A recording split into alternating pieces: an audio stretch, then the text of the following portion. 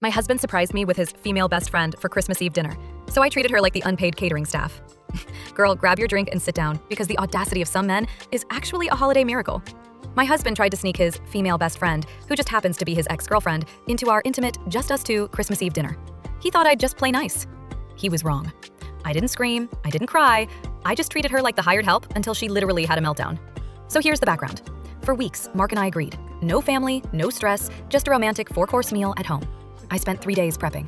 I'm talking homemade pasta, a 48-hour marinated roast, and the good crystal. I was in a silk robe, lighting the candles, waiting for a romantic night. The doorbell rings. I think, maybe it's a delivery? No, it's Chloe. Chloe is the girl Mark tells me not to worry about because they're basically siblings.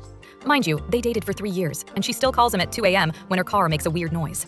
Mark walks out looking guilty and says, "Oh, honey, Chloe's plans fell through, and I couldn't let her be alone on Christmas Eve.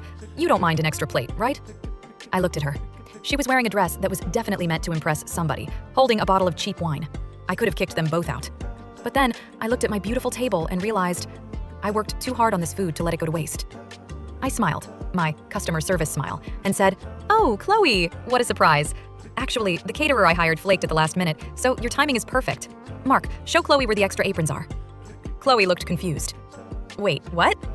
I didn't give her a second to breathe. I handed her my dirty prep pans. "If you're going to stay, I need these scrubbed immediately so I can plate the appetizers. Oh, and after that, could you run to the garage and bring up the heavy folding chairs? My back is killing me." Mark tried to intervene. "Honey, she's a guest." I cut him off with a look that could freeze the sun. Mark, a guest is someone who is invited. Someone who shows up unannounced to an intimate dinner is a helper. Right, Chloe? Chloe was so desperate to stay in Mark's good graces and act like the cool, chill best friend that she actually did it. For 2 hours, I sat at the table sipping wine while I had her refilling my water, clearing the bread baskets, and whisking the gravy. I kept calling her hun and sweetie, asking if she'd finished the dishes in the sink yet. Mark was mortified. He was vibrating with awkwardness, but every time he tried to help her, I'd give him a task too. "Mark, darling, Chloe's busy with the pans. Go fetch the dessert wine from the cellar." The snap happened during the main course.